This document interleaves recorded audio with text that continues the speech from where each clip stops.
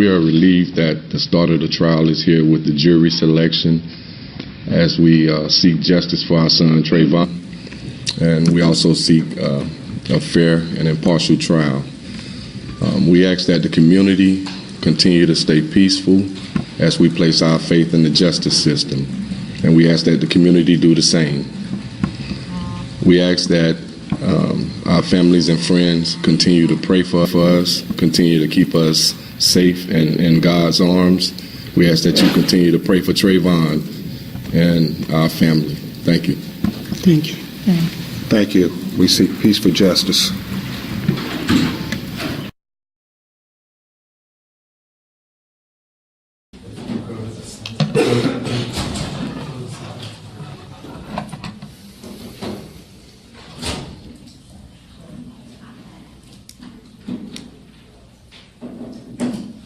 Good morning. I have about 7 minutes to take questions today.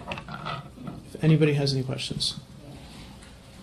Do you think, George Zimmerman, there's a chance of getting a jury that's going to give him a fair hearing, given the exposure that the case has gotten?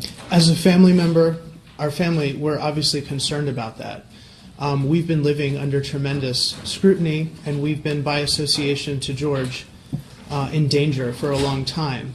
I think that the order as it stands now is not obviously sequestering the veneer or the pool, and I wonder how that will play into eventually having any meaningful anonymity if the judge or the court decides later that the jury should or should not be sequestered. We are threatened publicly by various formats, phone, Twitter. We live at a secluded place. Nobody knows where we live. We have death threats directed at us for being George's family.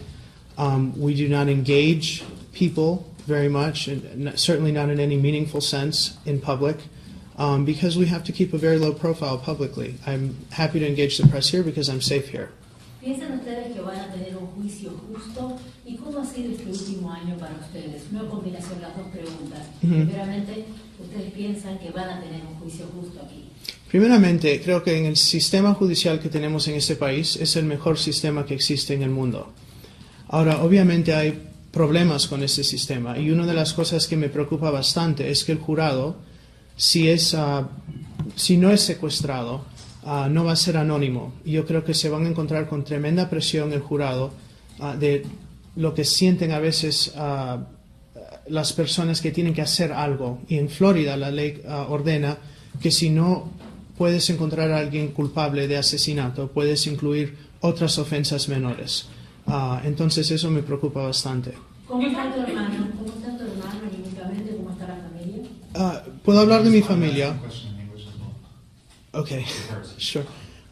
Puedo hablar de mi familia y cómo nosotros nos sentimos de George, pero el único que debe de hablar por George ahorita es su abogado Mark O'Mara. Nuestra familia está bajo bastante estrés, pero estamos contentos con la representación que tiene George. Tenemos confianza que el Estado no va a poder comprobar lo que alega y que George va a salir exonerado. Y después la segunda parte es cómo ha sido el último año. Sí. El último año ha sido un año extraordinariamente profundo para nosotros como familia viviendo juntos. Las familias se unen normalmente en fiestas, en celebraciones, pero nosotros estamos juntos todos los días, entonces, y solo juntos con nosotros todos los días. No salimos mucho en público y no nos encontramos en situaciones de poder conocer a nadie. Entonces, ha sido un año difícil, pero nos hemos reforzado el uno al otro. ¿Estás diciendo que estás siendo víctima tú como hermano de George Zimmerman? You answered this question earlier in English, and I'd like to get an answer from you in Spanish as well. So, prácticamente, si me puedes decir, ¿hasta qué nivel, hasta qué punto han sido estas amenazas tú como hermano? Víctima no me gusta mucho esa palabra, pero soy familiar de alguien que desafortunadamente cuando se inyectó raza, en este caso, nos puso en una situación bien peligrosa. La policía me llamó, me dijo que mi casa no era un sitio seguro para estar. Eso fue hace un año, más de un año. en mi cumpleaños. Y desde ese entonces me preocupa no solo para mí, porque acá estamos, hemos sobrevivido, pero me preocupa para el futuro George Zimmerman o el futuro Trayvon Martin. Cualquiera de esas es una situación que exista así en el futuro. No se debe de amenazar a una familia entera simplemente porque alguien está enfrentado con cargos, cualquier cargo, no debe de ser amenazada constantemente y vivir así en las tinieblas. Robert, how confident is George in the outcome of this case, and do you think your brother should take a stand? Very good questions. I don't speak for George or his confidence. I can tell you as a family, we're very confident in the outcome of the case, and we're very confident that the state will not be able to meet its burden. And it's a twofold burden here in Florida. Not only do they have to prove that this was a murder as they allege, they also have to prove simultaneously that it could not have been self-defense. So we're confident the state won't meet its burden, and that kind of backs into our confidence in the legal team. As you can see from the past few days, Don West has been extraordinary. He's Mark O'Mara's secret weapon, in my opinion. And going forward, depending on how the state brings its case, they will show even more of their eloquence in presenting. How can we look at the jury meeting your brother today? And the judge said potential jury meeting. Can I address the stand real quick? I'm sorry, Amish. Just 1 second. About the stand, obviously it would be inappropriate for me to comment about that, but I will say George has made several statements.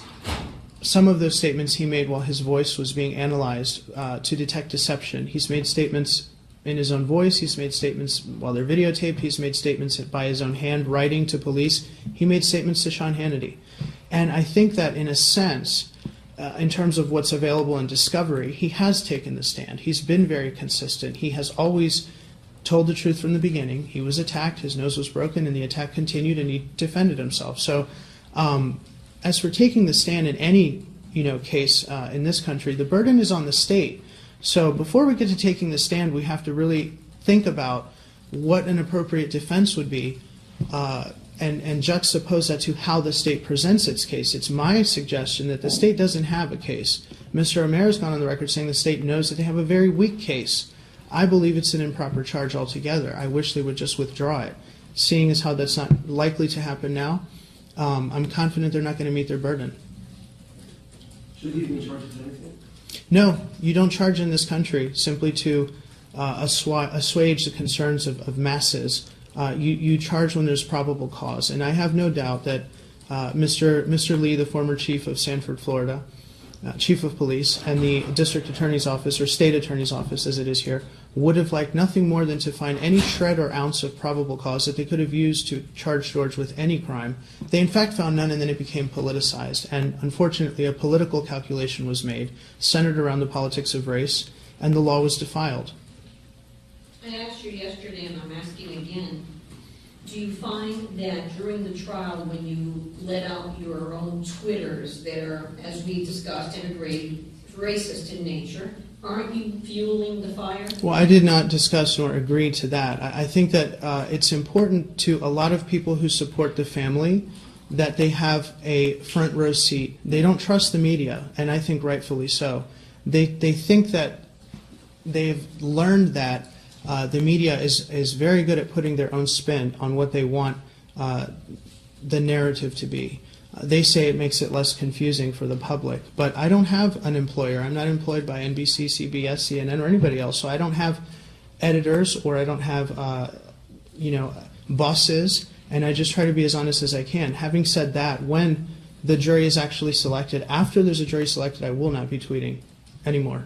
¿Cuál es tu sentir como su hermano? O sea, estás tú, ponte tú en el lugar de tú cómo te sientes. Yo me siento, bueno, como hermano mayor siempre te enseñan, lo que sufre el menor lo debes de sufrir tú o debería de ser tú eres el ejemplo, tú eres el que tiene que ayudar a tu hermano. George me inspira a mí. George ha tenido una vida horrible desde que esto empezó. No se mereció lo que pasó. Lo que pasó fue que la ley que lo protegía, la ley de defensa propia, fue violada, y fue violada por raza, por motivos racistas, por personas que metieron esos motivos racistas en una historia donde no pertenecían. Hablaste con él hoy, con tu hermano. ¿Y qué es lo que te dijo? Ni yo no hablo de las conversaciones que tengo yo, ni nadie de mi familia de las conversaciones que tienen con George. George debe tener su privacidad y eso respetamos. ¿Cómo te sientes del equipo que lo está defendiendo? Excelente, es el mejor equipo en el estado de Florida. So George, George's parents come to watch the trial? Our parents we're working on security. They're not here today, obviously. They understand it's important to support George during jury selection and especially during the trial. But we're working on security and hopefully, maybe we can make something happen sometime this week. Have you all been living together in the same house? Or what's... We don't really talk about that, but we have a lot of family time. That's how I'll leave that. We don't talk about, same house, different house, or who's where, because it sends the wrong signal sometimes in terms of how to reach us. So we've had a lot of family time. Robert, who's sitting with you and Shelley in the courtroom? I know there's security guards. Yes. There's some other people. Are they family members, or who's sitting with That bench is for family, and the only other people, I guess the rules were relaxed today, and the only other people who have sat there are Mr. West's family members or kind of overflow from the defense team, but it has been just family up until today. How is Shelley thinking now? Shelley's facing perjury charges, so I can't comment on anything about Shelley right now, unfortunately. You talked about the jury, potential jury meeting your brother today, and whether or not you think that would have any impact. I think it's if it would not have had impact, then Mr. Romero would not have asked for it. I think that one of the problems in this situation was that there was a big vacuum surrounding who George Zimmerman was, and so this mythological monster evolved that people had nothing to contrast with. I think it's important that jurors get to know that George is a real person. He's not just whatever images people flash across the screen or whatever narrative people write about. He's a sensitive person. He's generous. He's very likable if you actually get to meet him, and I think it's the right thing to do. Piensa que tu hermano ha sido, ¿Podrías repetir eso en español, por favor? tu hermano ha sido prejuzgado injustamente, ¿y cómo es tu hermano? Okay.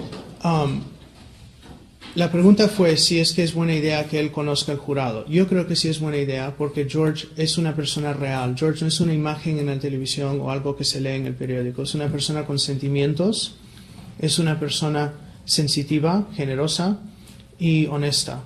Yo creo que es importante que el jurado lo pueda ver a él como un ser humano y no simplemente una historia.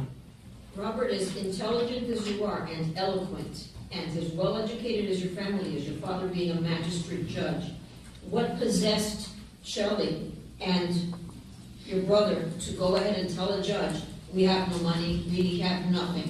What possessed you when you knew you had funds? First of all, I disagree with that they somehow collaboratively told that to the judge. Second of all, because Shelley's facing charges, I don't comment on that right now. ¿Cuál es tu mensaje a la comunidad hispana que los está siguiendo el caso de cerca? Yo creo que es importante entender que cuando me acerqué a la prensa, lo hice en algo que se llama café con leche. Quise acercarme a la prensa latina, hispana, latinoamericana, pero no quise hacerlo de un modo que iba a inyectar más raza en el diálogo. Por ejemplo, decir, no somos blancos, somos latinos. Eso es un argumento nulo, porque es como decir, un latino no puede ser racista, una persona negra, una persona blanca, sí. Nuestra madre trabajó bastante para integrar a la comunidad latina toda su vida. Y parte de integración es respetar el concepto que todos somos americanos y respetar nuestra cultura y nuestros orígenes, pero no insistir que raza sea un punto de división. Two more. Are you surprised by what seems to be a relatively small number of protesters out there? Did you expect more?